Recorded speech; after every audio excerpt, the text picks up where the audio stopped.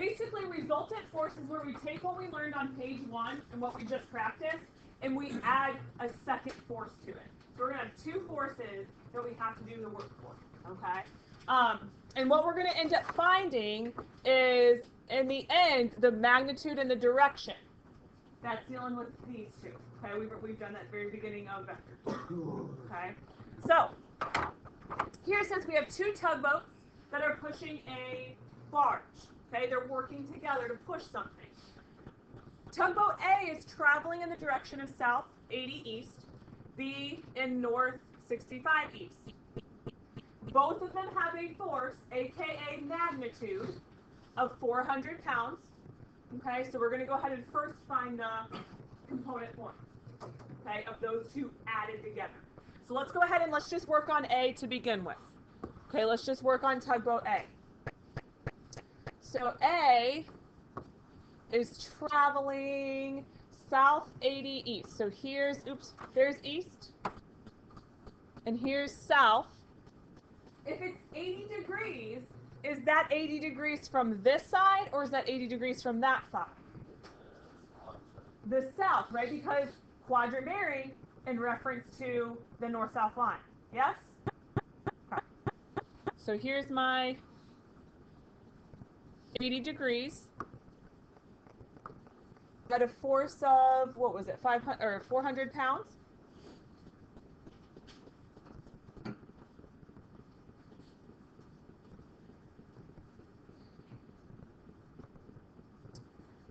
So in order to write the component form, we need to know what angle. Quadrant bearing or true bearing?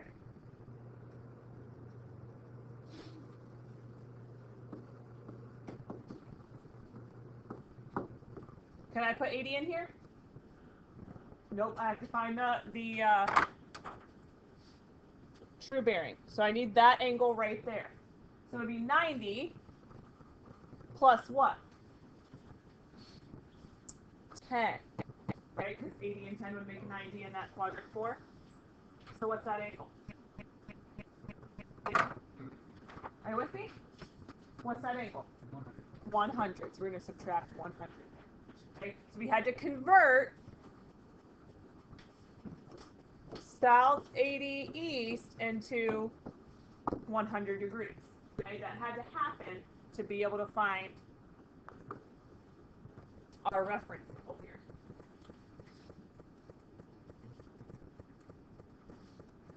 If we plug that in, we should get 350.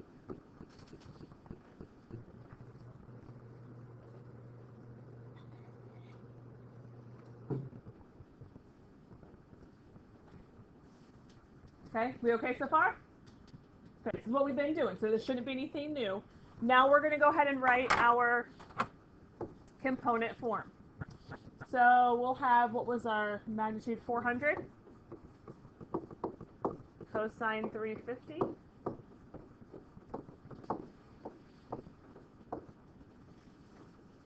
Okay, and we'll put A equals on that one because that's tugboat A.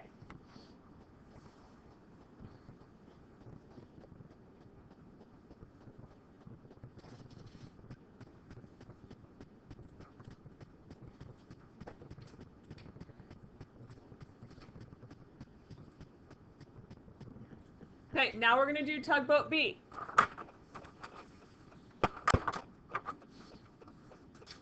Okay, tugboat B is north 65 east. Okay, so that should be right here.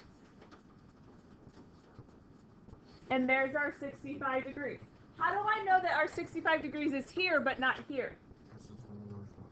North-south line. Okay, it has to touch that north-south line. Now, this is a little bit different. Do you remember when we've had quadrant 1 angles, we've always dealt with this angle right here?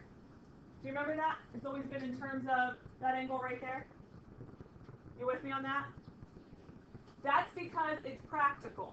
So say, remember Carla was pushing a snowblower up a hill? It doesn't make sense that she would be pushing it like this. Okay, so we can't deal with that angle. So we need this angle right here, which is 25. 90 minus 65 to get 25. So quadrant 1 kind of has its own weird conversion thing too. You have to use that specific angle right there.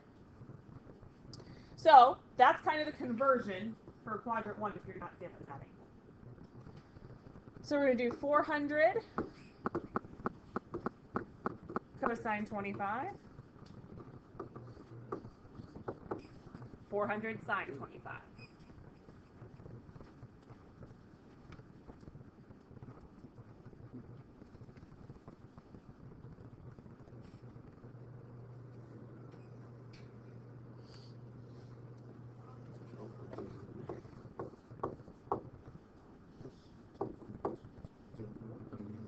Oh, we didn't. Never mind. Okay, I didn't write it. Don't write that part. That's just the stuff we don't need. Okay, so we should have A and B. We okay on that? We have questions? Because this is all stuff that we know how to do. The next step is going to be something brand new. So I want to make sure we're good here. Questions? Yeah, So we didn't do the 90, excuse me, 360 minus because we're in quadrant 1. yes. Very good.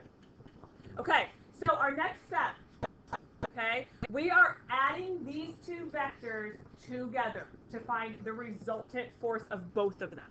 So when we add them, we copy and paste.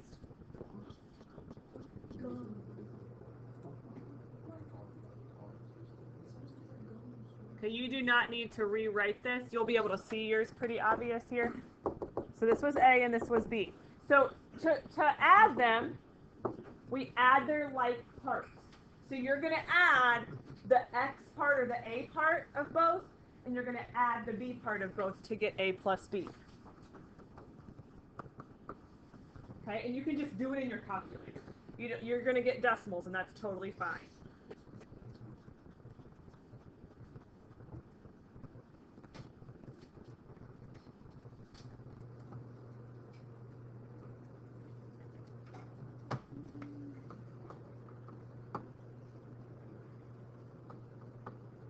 Okay, so again, if you're not tracking, I want to make sure we're good. I took 400 cosine 350 plus 400 cosine 25. When you enter this in your calculator, you have to end the parenthesis around the cosine 350. If you don't, you're going to leave the addition inside of here of that, and it's going to get you the wrong answer. Okay, so I would make sure, I would test it and make sure you put it in and get my same exact answer here so you know how to do that. Same thing with the sine.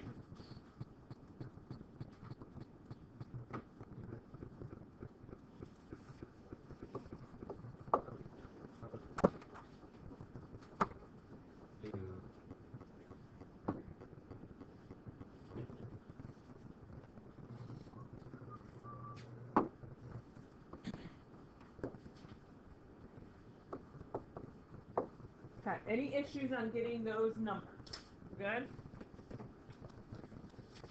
Okay, so that's taking two forces because yesterday, in the stuff that we practiced today, we did one force.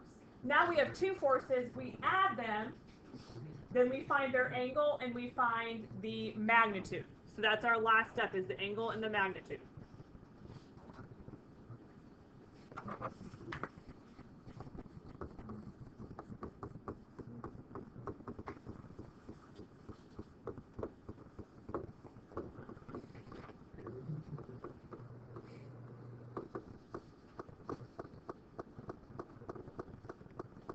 Okay, so we're just doing the magnitude of the component form that we found. This you already know how to do. We've been doing this for a while.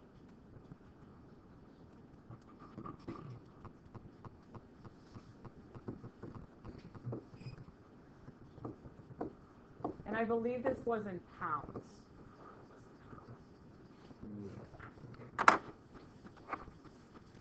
Okay, any questions on getting that magnitude? Okay, we'll just put it into our a squared plus b squared formula.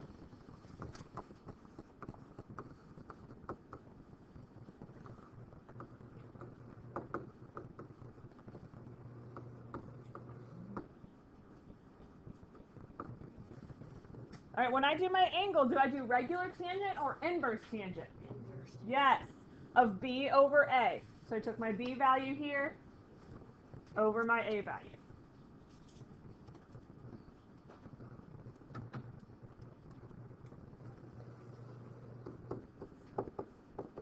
Okay, I'm getting 7.5 degrees. Now we have to decide, do we need to add anything to it? What quadrant am I in? Positive, positive, quadrant 1, normal. I don't need to add anything. Okay, so our answer is 7.5 degrees. And we're finally done. Deep breath. They go a lot faster when you're doing them by yourself, once you know what you're doing. But. Okay, we're going to do number 8, and then we'll be done for today. Okay, we're going to do number 8 together, and then we'll be done.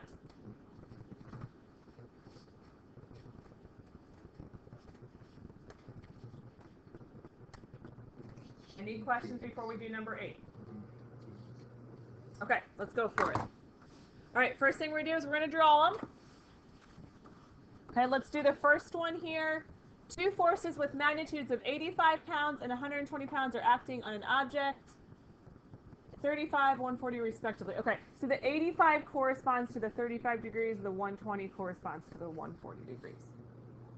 Okay, let's go ahead and do the 85 and 35 first. So 85 pounds with an angle of 35. Okay, is that true bearing? Okay, this is weird. Because it says with respect to the positive x-axis. Where's the positive x-axis at? Right here, yes? So it's saying that is the 35 degree angle. Okay, so since it says positive, since it tells you where it's located, that's why we know it's not true bearing. It's right there with that positive axis. Okay, the magnitude is 85. So since it's here, we don't have to do anything to it. It's good to go. So we're just going to go ahead and put it in our formula.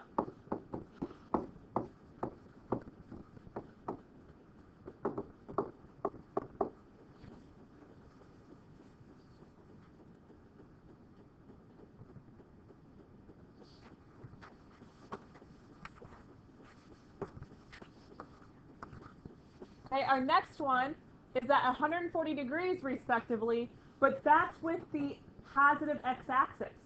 So I need you to watch here because this is new. You haven't seen us draw an angle like this. Okay, if it starts here, because it says positive x-axis, if we want to do 140 degrees from there, that's 90. It's going to be roughly over here. That would be your 140 degrees. Okay, because it's with respect to the positive x-axis. So that's how I know that I start here and go that direction. You tracking with me? Okay, it's weird. It's because they tell you where it's at. If they just said it's a bearing of 140, you would just do your normal, like draw it over here because you're in reference to here. Okay, but because they say positive x-axis, we know that's over here.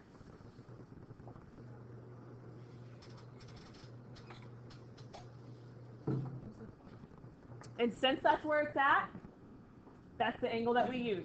We don't have to do any conversion, okay? Which is weird because it's not in quadrant 1, but that's okay, okay? Because they want you to use that positive x-axis as a reference, okay? The only way that you change it and you convert it is if it says it's a bearing. It's a true bearing angle that's not in quadrant 1, okay? So that's why this one's different. So what was our 120? Okay.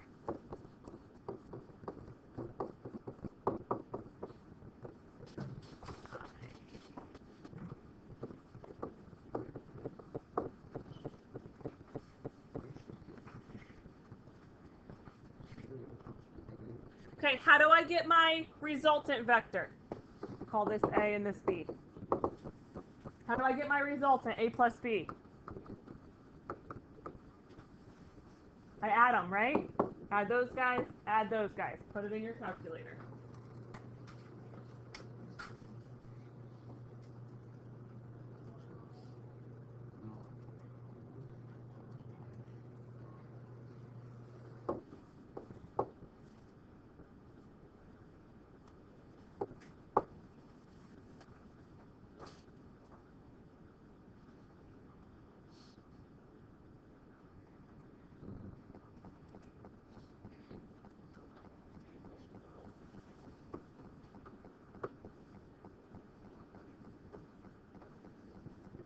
Check, make sure you're getting the same thing I am.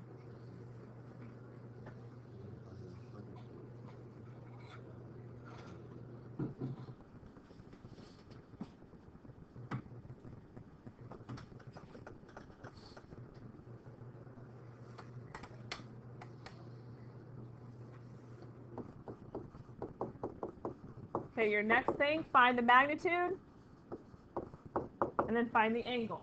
Now that we have that, I want to see if you can do that on your own. So we've been doing that since day one on vectors.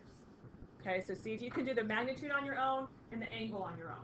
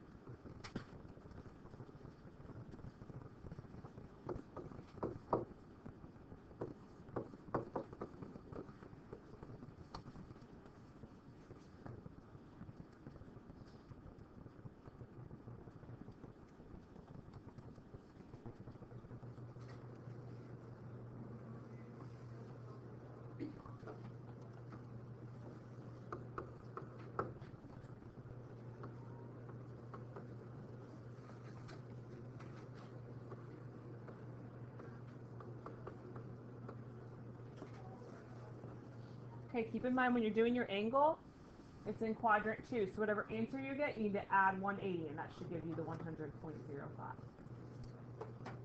Do we get those answers? Yeah? Okay, I know some of you are still working, that's fine. Okay, I'll let you work here while I talk. Tomorrow we'll do number 9. Okay, and then instead of an assessment for vectors, we are going to give you a practice sheet that's basically a quiz. No. So it's like a quiz, but like take home. You can use your notes on it. You can work on it. Okay, it'll be due on Friday, so I'll give that to you tomorrow. Okay, so you don't really have to stress over an assessment. You can just kind of work at it at your own pace. So I'll give you some time tomorrow to work on that. Okay, after we do number 9.